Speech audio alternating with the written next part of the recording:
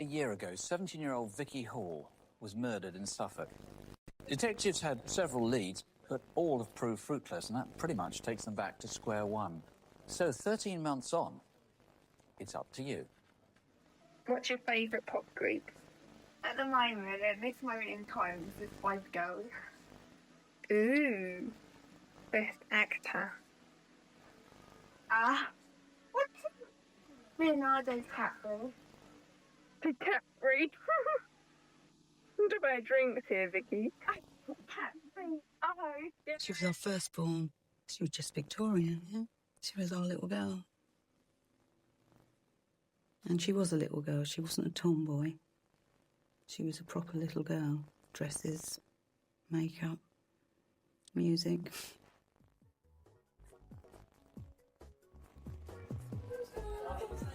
Two Red Bulls, please. Thank you. How much is that? 3.20.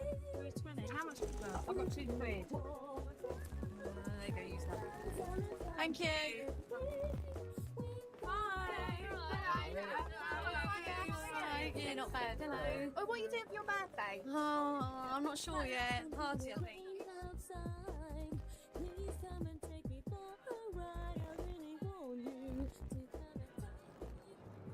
She was nearly 18, an adult. At her age, I'd been working a couple of years.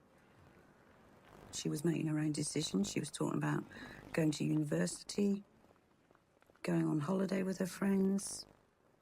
It's growing up. You have to let them grow up.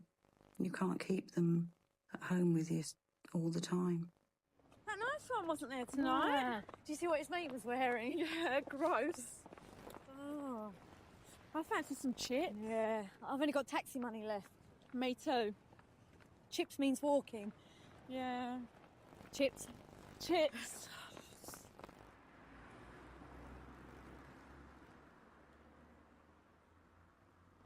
Happy, friendly little girl. She did enjoy her dancing. She was quite intelligent. She was doing well at the schoolworks and things, and she was really enjoying the sixth form. And I will always love you.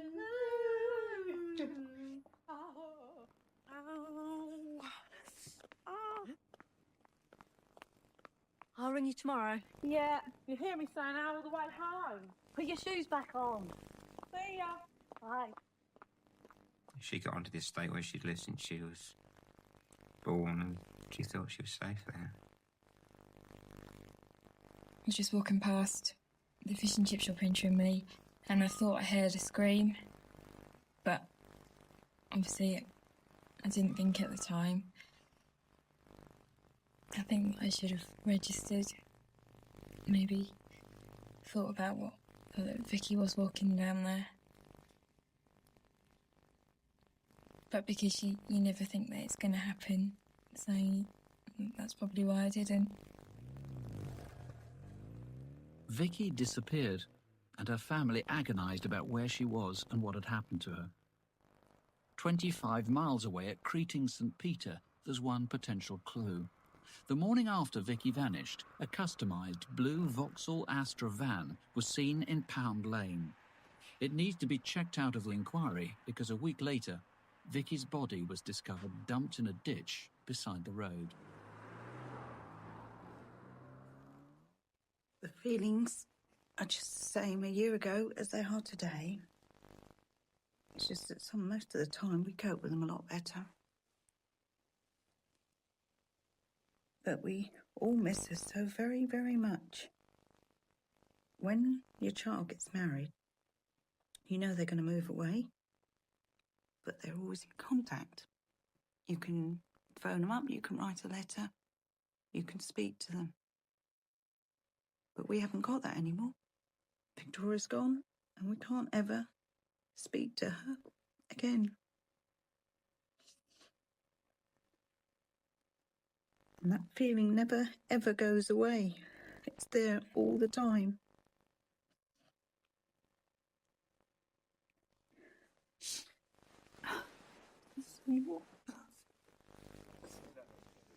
So tragic, so little to go on. It's had so much publicity, this. It was such a big event in East Anglia. Presumably everybody who had solid suspicions has long ago come to you. That's right, it's a terrible crime which affected the whole of the community. But I believe there's still somebody out there that may be wondering, although not wanting to believe it, that some member of their family, their husband, their son or a relative, their behaviour may have changed about this period from the 19th of September a year ago.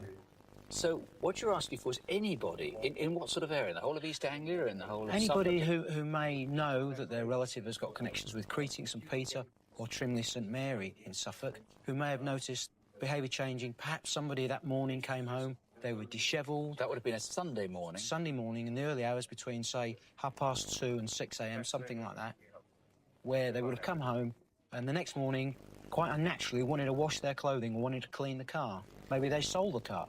Or perhaps took an unusual interest in the publicity thereafter.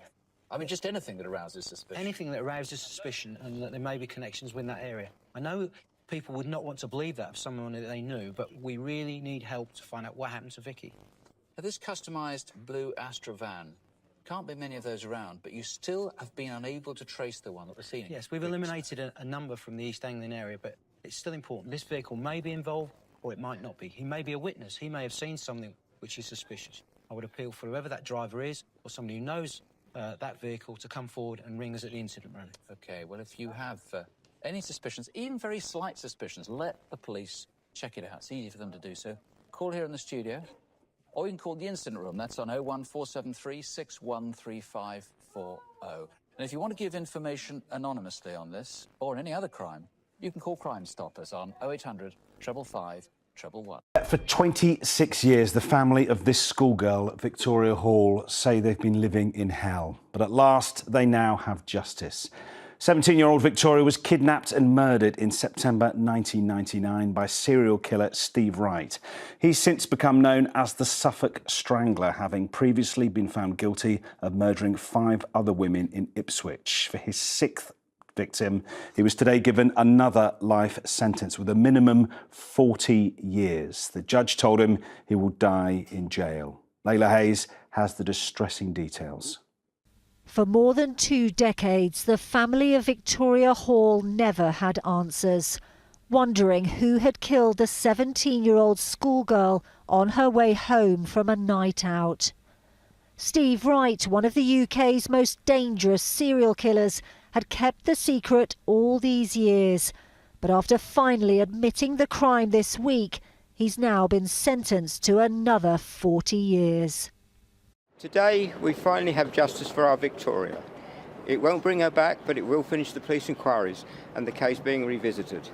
Unfortunately, my wife Lorinda has not lived to see this day, but she did know that it probably was Steve Wright. After more than 2 days, we are becoming increasingly desperate. After she disappeared, Victoria's parents issued heartfelt appeals and police searched desperately to find her. Her body was discovered by a dog walker 5 days later, but her killer was never found.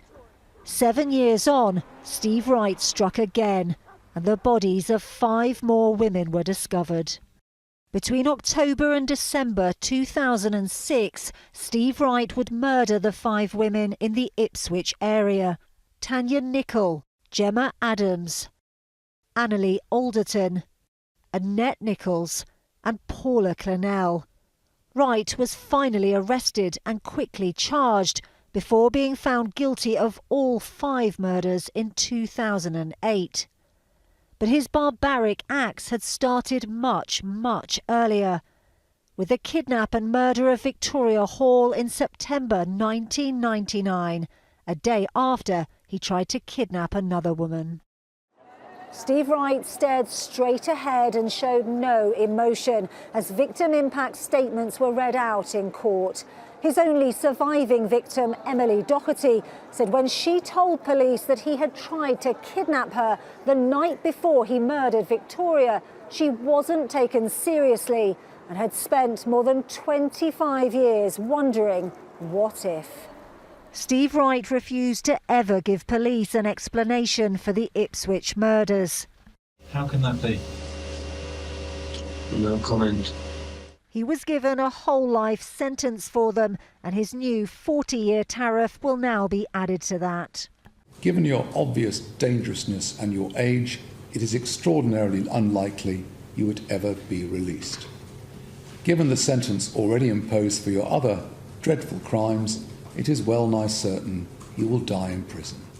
Victoria Hall's family said he had robbed them of seeing her grow up. We lost our lovely daughter, sister, niece, granddaughter, have endured 26 years of hell, which will continue from today onwards and forever. There are now questions about whether more could have been done to stop Steve Wright. But more than 2 decades on, Victoria Hall's family finally have justice. Layla Hayes, 5 News.